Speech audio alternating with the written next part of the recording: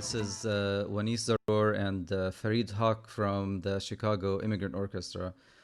We've been promising to put together these videos, having conversations with the musicians and members of the orchestra. And we're excited to do our first one with Chicago's own Juan Pastor. So, Juan, how you doing, man? How are you? I'm good. Thanks so much for having me here and talking a little bit about for the orchestra. Yeah, so we're really excited to talk to you about this. When Farid and I started talking about the Immigrant Orchestra and we started putting together the kind of the roster, I think Farid, it was the first name that came to our mind. It's like, who do we start with? Yeah, Juan right. Pastor. All right. Yeah, we got to have someone who can keep a beat, and that's not me. So, Thank you. Not true, but thank you. So I'm gonna give a quick introduction about Juan. Juan is a drummer. He's a jazz drummer. Juan is a percussionist, plays the cajon, and you have your own rig. You play a bunch of stuff, and you're also a composer, and you're the band leader for Cinchano, which is if you don't know Cinchano, you should go check that out. yeah, happening group. Mhm. So extremely innovative. I think Juan is one of the most innovative guys here in Chicago. So Juan, maybe we'll start by you telling us a little bit about how you got started with this. Sure. Well, I am guessing because of the whole idea of being an immigrant here in the city. In a way, I feel like I've been in Chicago for long enough where part of me feels like I belong here. But many times when you have like even actually not too long ago, all the electoral part is like I feel like my voice is still like kind of not quite heard. Mm. It's been a good process living here. I came here originally to study music. That's where I met Farid at NAU, where I got my bachelor. Later on, got my master's at DePaul University. Through this time, it was always just kind of learning about jazz, specifically music. Like you told, I'm a jazz drum set percussionist, and all this process really led me to more because of friends and people asking me about like, hey, what's music at home? Like to think about it and to just experiment really about the things, my own voice, really like what it is, my voice, right? Like I'm not uh, I'm not originally from here, and I feel like while I've been learning about American culture, having your voice, it really takes a time to really stay in an area and really absorb. So I felt like after like 8 years of like living in the States, I was like, I feel like I now have an idea of what I want to my direction. So it's kind of a little bit how I've been trying to lead my decisions, my living here in the city, trying to still keep my voice and in the cajon, the percussion, and like the drum set, or even composition. Very cool. Hey, man, tell us a little bit about Cinchano. One of the things in playing with Paquita de Rivera for many years, one of the constant themes that we had in that group was how varied and how complex the music is from Latin America. And I think a lot of folks kind of go, there's, Mexican music, and then there's salsa, and then there's Brazilian music, and that's about it, Mhm. you know? Sure, sure. And there's so much interesting influence in Peru. Talk a little bit about the cultures of Peru and how Yeah, of that course. is reflected in your music. Well, I'm from the coast, from Lima, where the Afro-Peruvian culture kind of grew. It's all on the coastline. You have Peru is divided in regions. You have the coast, the Andes, and the jungle. I personally just living there just was exposed to the music by just being in the family and people listen to that music or taking a bus and like listen to the music, going to a restaurant in the background.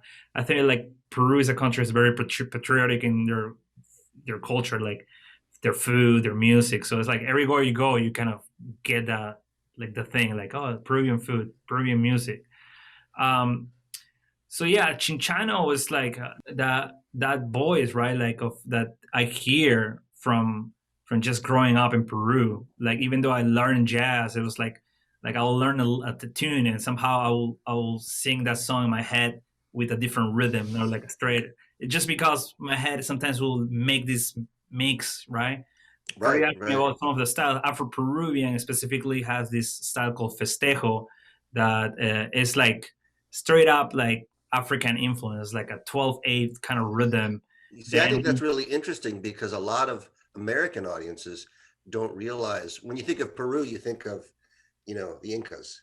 right, people think about the Andes it's because like yeah, in terms of tourism, like yeah, you know Machu Picchu, Cusco, like even though the coast has like great places, but yeah, you're right. Like that's kind of like in people's idea of like oh Peru, but you know it has like you know in the 1500s, it's like when the Spanish start bringing African slaves, and it has developed in the whole coastline like different styles. Even when you go to the north area of Peru, you can find like similarities with some specific areas in like in the claves or things like that, in that are in from the north and south area of Africa as well.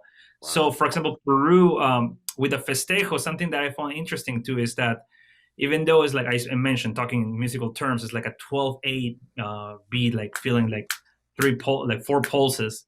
I noticed that when I was here in America, most of the time when I play that music traditional, somebody will hear it more like in a 6/4 or like a 6/2 because it was all related to the accents of the music.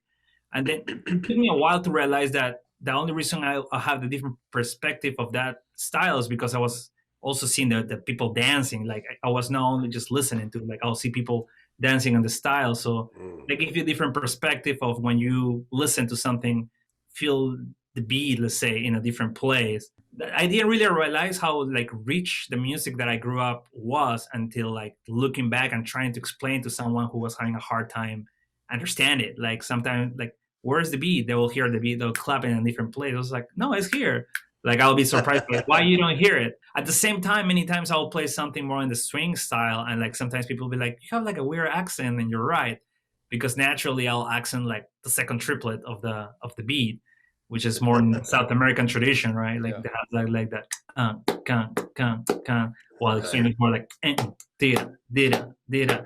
So those I had to kind of understand like I understand it at some point to see like, oh yeah, that's kind of interesting. Like I didn't really pay attention to it for a long time. I was just like, I guess it's just how I hear it, how you hear it. Sorry, yeah, Chinchana is pretty much that. Like just me listening to a bunch of jazz and me listening to a bunch of Peruvian music, and somehow in my head develop a melody that is not jazz or is Peruvian, because sometimes in Peru they'll criticize my music as like this is too modern, right? And in the States it's like this is not straight ahead. So it's like you feel like you don't have an identity in one point. Like you feel like you are both. So Right. It's such a real mix. You can't really put your finger on one of the styles. yeah, I mean, but yeah, it's kind of like every mix is. Mm, I think like every perspective. Like when you were talking about Paquito, I'm sure his vision was, you know, like visionary in some way. Not because he wanted to be visionary, just because of the music that he was hearing probably in his head. And that's how I feel with Chinchana. I never like. I'm not trying to impress anyone. I'm just like I hear these upbeats and I hear these rhythms. Also because I'm a drummer, I practice a lot of different rhythms. I mean, I think one of the things that happens musicians from different cultures is you just automatically, like I start hearing a standard and then I'll start hearing a tabla bowl from India with that standard, and it sounds natural to me. And then I might play for somebody else, and they'll be like, "That's really unusual or unique or weird," you know. And when you're in these multiple cultures, I'm sure one that happens to you, where you're hearing a groove and you're hearing a song, and all of a sudden these things come together, and you're right. like, "Wow," you know. And I think that's sort of where we really wanted to bring you into the CIO, Juan, because it just you're already doing sort of in that process, you know, where you're bringing these different influences together. Yeah, and it's been great. I mean, that recording session that we had was such a trip, man. Just to like discover everything in the moment and just like be aware, because you know we were kind of with like a different timeline because of the restrictions with COVID, and it's just no time. Like you have to be in the moment. There's be aware, listen, and you know you can also not like lead like this is what it is, because with such a big group of different people from different places. But the only thing that I felt like it was in common is everybody was listening carefully. What at the end was like the most important thing. Like you got everyone like really listening. I think that's what made it happen. How was it to put together that piece that you wrote?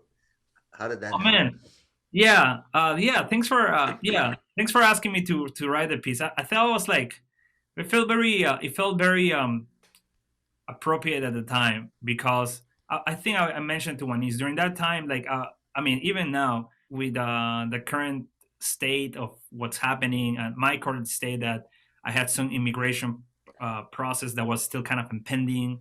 Some things have been developing now, but at the time I remember I was kind of like impending. Like when you look my status, what's my status? It's pending, and it's like it can be denied, and it means like I have to go back to Peru. In But also limbo. there's this pandemic, and then there's like this the president that was making it extra hard for some paperwork and changing fees, and like it's very very stressful. And the elections were coming, and I was mentioning that it's like I feel like I live here, I belong here, but I didn't have that voice. Like sometimes like I feel like if I post something or something, sometimes I feel like, oh, but you're not from here, go back to your country, right? Like the classic of like, so Right. that piece was kind of like the idea of like everybody has that voice that many times is not heard. When you are together, it makes an impact. Like when you have a certain group of people, like even though at this point, like, and if you talk about musical terms, there's a theme, right? That it repeats as a unison line, and then there's like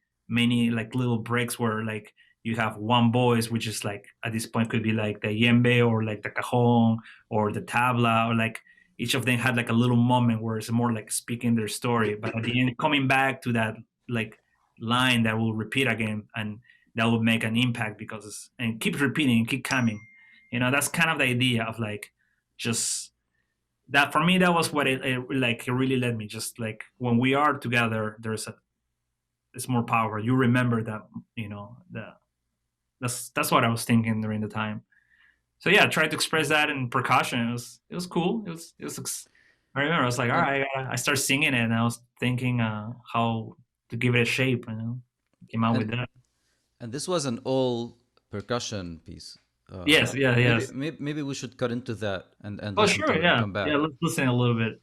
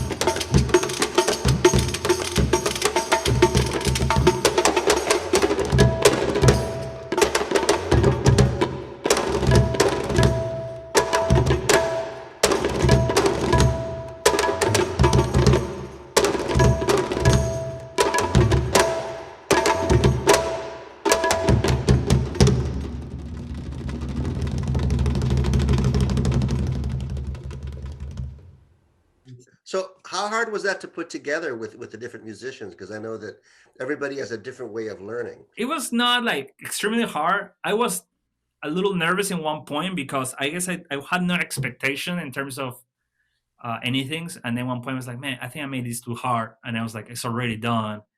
But then like I was very surprised. So like everybody that kind of like listened to it, which, you know, I should have not guessed of like, it's not, I'm surprised that people did their homework, but I was like very pleased of like, oh, everybody like checked it out. And it was like one day before. So I can't remember. It was like, it was close. So, but the thing that I remember, I think Richard, like I remember he like wrote it down, but he wrote it down in like a different kind of notation, right? Even though I have like a more traditional notation, well, at least what I call traditional, he has his own way of notating it, which is cool because I put my chart and put it and took a picture. It's like a smooth chart. And then he'll be like, here in this part, and he'll point out his chart, and I'll be like, I don't know what it is, but he'll like, oh, it's this part, and he'll sing it. It's like, oh, okay, here. So I'll look at my chart, and then like, it was cool because he really like he took the time to write it down. I was very like blown away by that. I remember. Maybe you can send us that picture.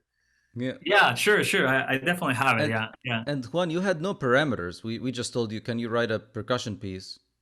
Yeah. At the time, you didn't even know who the musicians were gonna be. I think this is the first time you actually play with the three percussionists that were with you. Yeah. Definitely. Yeah. So I didn't really know them. You didn't know. Yeah. Also, like part of like non-acceptation. You don't want to also come to rehearsal and tell people what to do. So it was a whole experience of like, I have to trust them, and they killed it.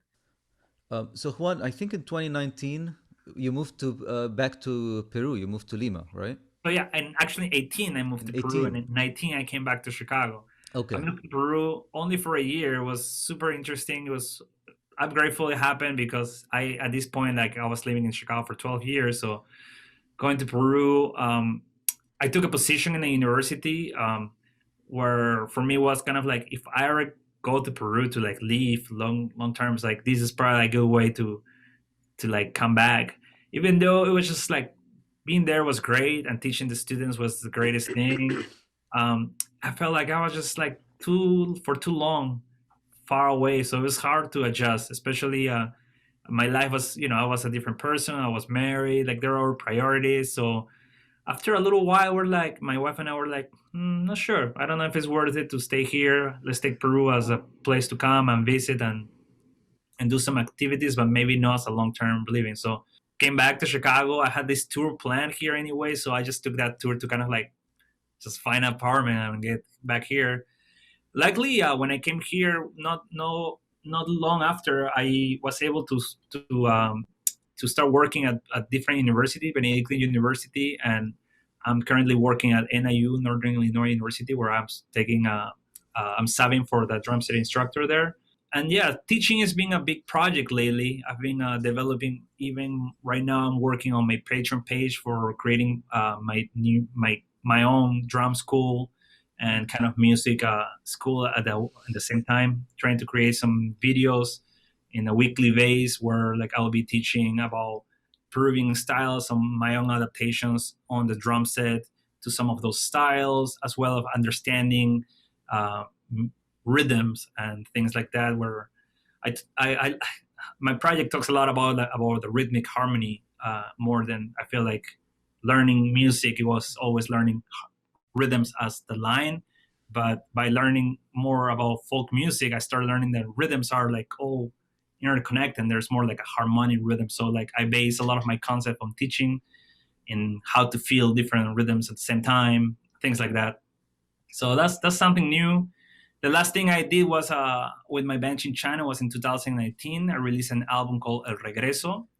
And actually, I think we can listen to something from that album. I put a video together from the recording session, and this is what it sounds like, El Regreso.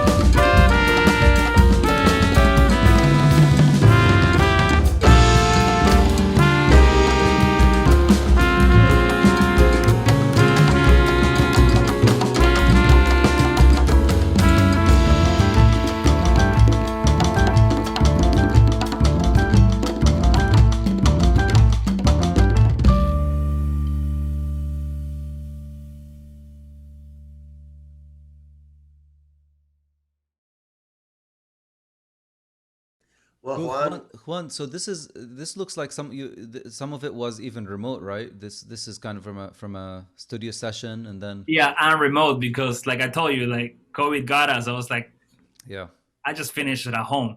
yeah. I hear you, man. Sounds But great. it sounds pretty okay. Sounds great, man.